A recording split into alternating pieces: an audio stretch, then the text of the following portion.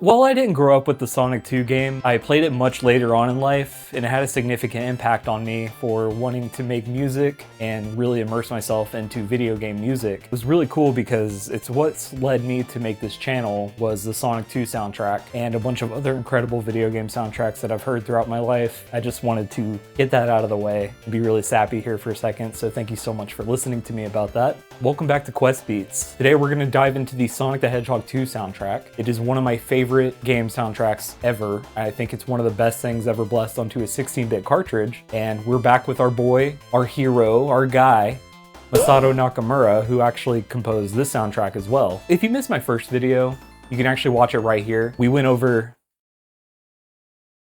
My cat is here. We have Masato Nakamura here making the soundtrack again, and it was just absolutely incredible. You don't want to be held? You wanted attention, but you don't want to be held? I love you. Okay.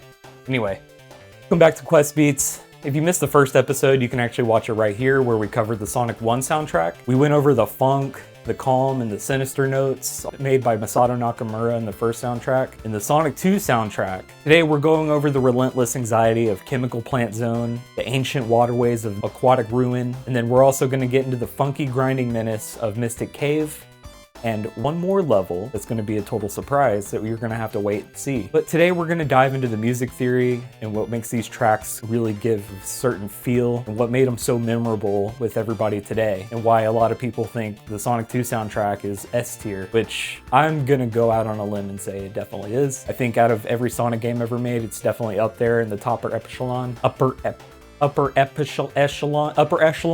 I can't talk today. Welcome to Quest Beats.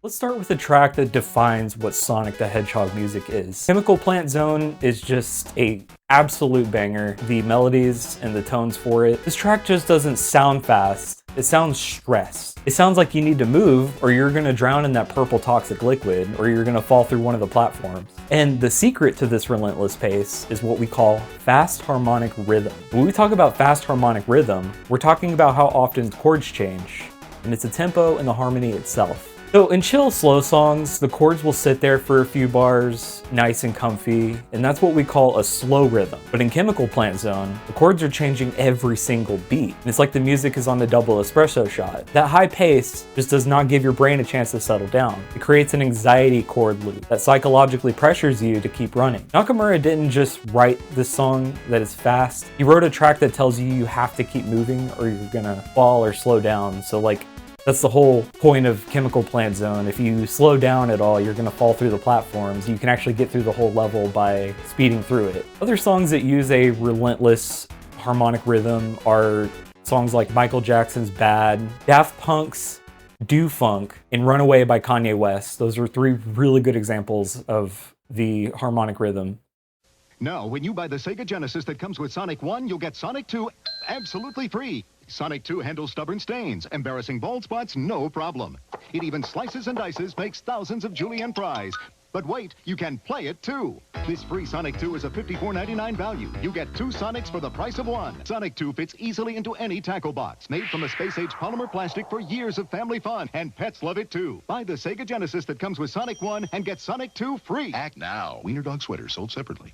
So now we're going to shift gears completely into one of my favorite tracks in the entire soundtrack. It is Aquatic Ruin Zone. Aquatic Ruin Zone takes us somewhere ancient and mysterious and slightly melancholy. The music here uses this technique called modal mixture, and it's what helps create this ancient atmosphere. Modal mixture is when Nakamura borrows one specific chord from a completely different mode, like borrowing a heavy dark rock from a minor key and drops it into an otherwise bright sunshiny major key. This unexpected borrowed chord gives music this sudden depth and this sense of mystery and sadness. What it tells me personally is like it's just this beautiful liminal space, and Robotnik decided to set up bass here, and the music really fits this feeling of melancholy and sadness that I talked about earlier. Other songs that use the modal mixture are the Beatles' Yesterday, Radiohead's Creep, and Queen's Bohemian Rhapsody, which is a masterclass in modal mixture.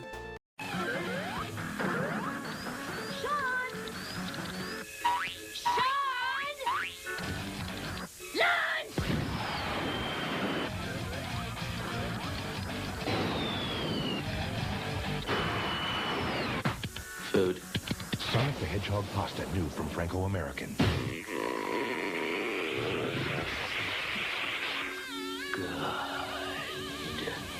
What are you playing for lunch? For the next track, we get into a heavy grinding groove of Mystic Cave Zone. I really didn't like this song at first, but it really grew on me, and I think it's one of the best tracks in the entire game. It uses this rhythm and this technique called hemiola. Hemiola is basically a rhythmic trick where the music is written in 2 different time signatures at once. The beat normally counted in groups of 3, but now the melody makes you count in groups of 2. It makes you feel like the ground beneath you is unstable. So this technique, it gives the song a heavy, funky, almost industrial groove, and it's a perfect audio representation of the swinging vines and the crushing blocks all over the Mystic Cave Zone. You can find similar syncopated, conflicting rhythms in musics like Prince's Alphabet Street, and the main riff of Smells Like Teen Spirit by Nirvana, which I think is a really great rhythmic hook based on the clever shift in the timing. And now, for our third and final level, what's this? Oh, where are we going? So here we are in Hidden Cave Zone, or whatever, the Hidden Zone. I can't remember what it's called off the top of my head, but I just wanted to emphasize one of my favorite boss battles. But fitting the music theme of this channel, I thought it was really funny that he just fitted a giant trumpet to his little egg carrier thing. But this is genuinely one of the worst bosses in video game history. I was kidding about liking it. It sucks. I hate this boss. This boss sucks so much.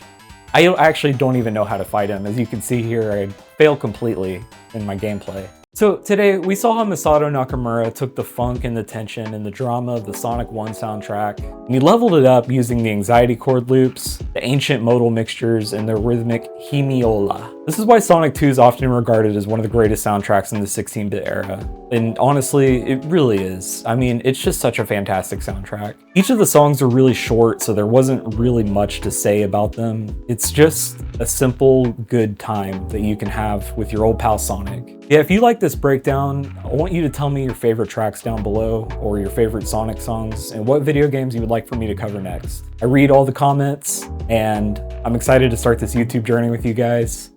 And yeah, I hope you guys have an amazing day and a great night. Peace.